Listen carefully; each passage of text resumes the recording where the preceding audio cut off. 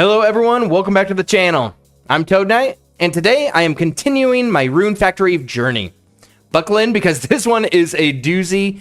I absolutely hated this game. Rune Factory 2 is the second mainline entry into the Rune Factory series. There are small references to the original game, like a couple of returning characters from the first one, but for the most part, you could probably play this one standalone and fully understand the story. You don't need to play the first game for Rune Factory 2. In fact, you didn't need to play Rune Factory 2, I'll be honest with you, but we'll get into that later. For the first half of Rune Factory 2, you play as Kyle. Like the protagonist in the first game, Kyle has lost his memories and is taken to the town of Alvarna, where he's given a house and a farm to stay in while working until his memories return. Pretty standard for most farming sims. Normally you inherit from like your uncle or something like that. You just have amnesia. The people in town want you to work for them, so they give you a farm. It's actually ingenious by the people of the town, to be honest. You're basically working for them for free. But the unique aspect of this game is actually halfway through. Kyle has a child, and suddenly he recalls his lost memories. For mysterious reasons, he then abandons his wife and child, running away from home, and then the game shifts to Kyle's child as the new protagonist. The gameplay takes a massive turn in that second generation. We'll get to that a little later, but basically there's two parts of this game. First generation, you play as Kyle, you get a wife, you marry them, you have a kid, and then the next part of the game is you play as that child. You get to name the child, you get to choose either a boy or a girl. I chose a girl and named her Chani, and we went on this adventure. Before playing this, I thought this was a really cool idea. Splitting the game up in two where you play as the father and the son or daughter, that seemed awesome. I was excited. I was excited to have a child in game, then continue my story as that child. It seemed like some really cool RimWorld type gameplay. I was excited. Before going into it, I thought this was going to be the coolest mechanic in a game I've played in a long time. But oh boy, was I dead wrong. This was actually living hell. Let me explain why. Let's get into the story first and foremost. The first half of the game, we are given little to no story. We're just some guy working as a farmer in a maritime town, primarily spending time trying to get married. Just like your regular blue-collar man. Because of this, the game plays like a life simulation for the first 10 to 20 hours. No bosses, no weapon system, and very, very little to do besides random fetch quests for villagers. This is literally, my friends from high school lived their lives in the small town I came from. It's literally the same thing, and I just want to blow my brains out. Every quest boiled down to either go talk to this villager or go get me some item. The gameplay was monotonous and slow, but I held out hope that the second half would be better. I held that hope because Rune Factory 1, I liked it. I enjoyed myself. And to escape this fetch quest nightmare of a first half of a game, I speed ran the romance system, targeting specifically Alicia, the town fortune teller. And if you see a picture of her, you know why. That's my girl. All I had to do was get my fortune read daily. But this created another problem. Her shop only operated from 9 a.m. to 6 p.m. Meaning I spent a lot of time in the game literally just waiting around. I had to wait a few minutes before the shop opened. And a few minutes over 360 days of time adds up to a lot of time. It was a lot of waiting in the game. But eventually I got through it. I waited my time. I got my fortune read every day. And eventually she fell in love with me. And I married her. It's just like real life. I had a child, and I finally unlocked the second half of the game. The second half of the game is called the second generation, and it was a significant improvement. First, we actually had a goal. Find out why our father left. This involved defeating 5 bosses and collecting different tablet pieces from various zones. We also unlocked weapon and equipment upgrades, making grinding feel purposeful. However, compared to Rune Factory 1, the story was way worse. There was hardly any explanation for why we were fighting bosses, or collecting tablets, or how collecting tablets would help us find our dad, Kyle. If it explained it, it certainly wasn't clear. I missed it. I was so brain dead at the point I got to the second generation, I just wanted to get to fighting bosses so bad so I can get just any kind of mental stimulation to wake me up from this nightmare. At least Rune Factory 1 had a storyline that made sense to some degree. I mean, it wasn't the best storyline in Rune Factory 1, but at least they had something cooking there. They were cooking at the end. For the farming and daily life aspect of the game, the farming mechanics in Rune Factory 2 were nearly identical to Rune Factory 1 with no significant improvements. I think these games came out close together. Older games tend to come out close together like this. I actually prefer this kind of thing where they don't have to recreate the game every time they make it. We can just continue the story. In modern day, the Trails franchise does a really good job at this. And I wish more games did it. I just kind of want more game and not a huge recreation of anything, So I really applaud that. Basically, the farming and almost all things in the game are pretty similar. They just added a few mechanics. The farming in this one actually became a little more important than the first one because the mining and dungeon delving were much less profitable. And to make money efficiently, I actually had to plant pineapples in the summer dungeon, as they never wilted and continuously produced fruit every few days. Since the seasons never changed in the dungeons, I could leave my crops there indefinitely, making this as an easy and effective way of making money, as opposed to planting them at my own farm and having to deal with winter, fall, spring, all that nonsense. My farmland, I didn't even use my farm at my regular base. I used all the dungeon farm plots, which is kind of the point of Rune Factory. It's to mix the dungeon with the farm, which I applaud that they did this in this game. They'll probably change it going further on because there's no real point to plant at your farm. So I'm really excited to see how the next Rune Factory games kind of tackle this.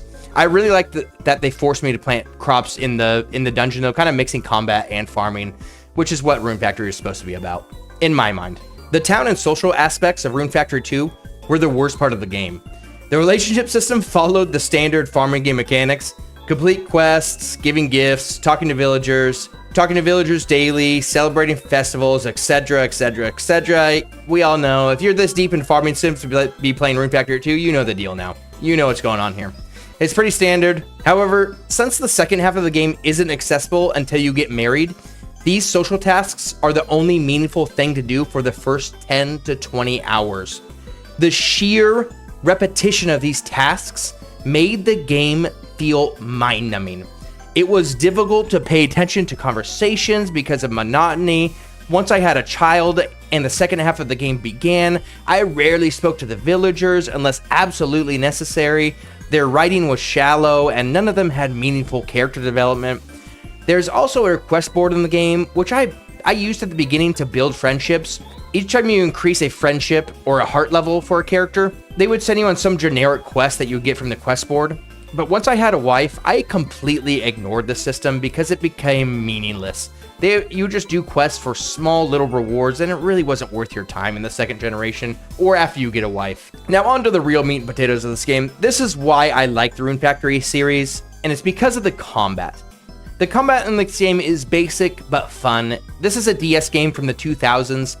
The mechanics were simple, but the real depth came from the weapon crafting. Rune Factory 2 introduced a variety of weapons, each with unique quirks and elemental abilities.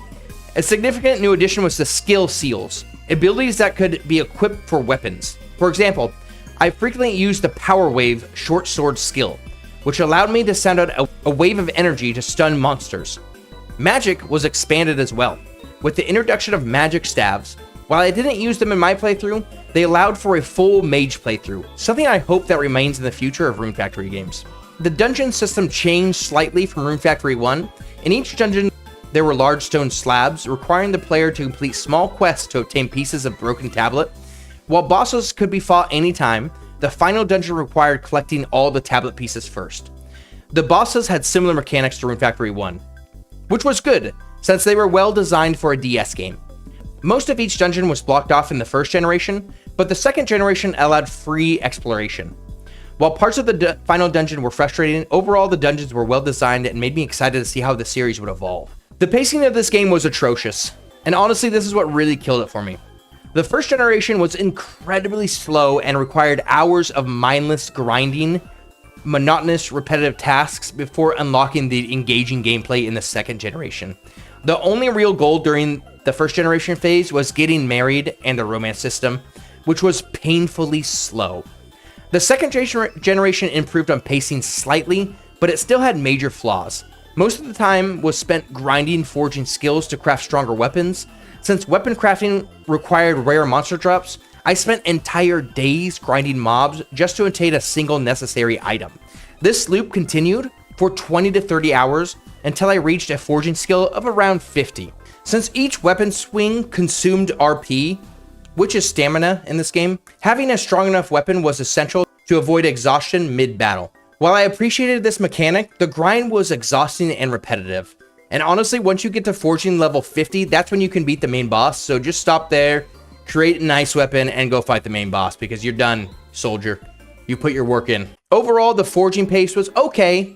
I thought It was a little slow because it took me so long to grind up to level 50, but if there was other things to do in the game other than just grind weapons, I think the pacing would have felt a little better, but since it was literally just making weapons stronger and then going fighting the bosses, it was a little mind-numbing and monotonous and just a little exhausting overall, which killed the pacing for me in the second generation, but it wasn't as bad as the first generation's pacing. The graphics are nearly identical to Rune Factory 1, which I don't mind. Reusing assets allows for quicker game development, and I prefer improved gameplay over visual overhauls. One aspect I respect about these games, though, I do have to point out, is the opening sequences. They're like anime openings. Rune Factory 2 features fully composed songs for both first and second generation, which gives me a touch of hope, and I hope this continues for future titles. When I finish the Rune Factory series, I will make a tier list of these openings, because they are pretty good. The character portraits, I actually like a lot in this. They're classic JRPG style. They got kind of like these faded out colors, and it reminds you of classic JRPGs, because I mean, they are basically classic JRPGs, but they have that kind of style. We could, in 2025, we can look back now and be like, ooh, that's nice. I like that. That's nostalgic. That feels good. I like that style, the kind of faded out, almost not quite oil painty, but getting close to there kind of style. I enjoyed a lot. This art style just really reminiscent for me, really nostalgic. But my final verdict for this game is skip it. I couldn't recommend anyone play this game.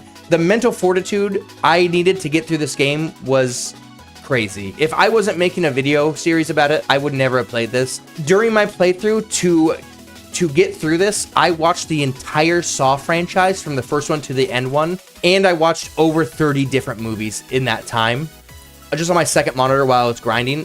I mean, that's how long I've played this game. I've watched so many movies, and the Saw movies especially, they continue one after another, and I don't like those movies. I just did it because I've never seen the franchise, and I always thought it was bad, and I needed to give it like a fair shot to give my real rating. They're bad movies. I didn't like them, and it was just a double bad end, but I would have quit long ago if I didn't have movies on the side and a reason to actually play this game. The pacing is painfully slow, the story is weak, and the first generation is just a chore to get through. While combat and weapon crafting were enjoyable, they weren't enough to save the experience. If you're following the Rune Factory series, just watch a story recap and move on to Rune Factory 3. Especially if you're preparing for Guardians of Azuma, which I am, I would definitely say save yourself a solid 40 to 60 hours. Either put on cheat codes for this game or watch a story recap. That's my advice to you. Thank you guys for watching. I suffered through this, so you don't have to. Hopefully Rune Factory 3 will be a better experience, and thank you guys for watching. I'll see you in the next one.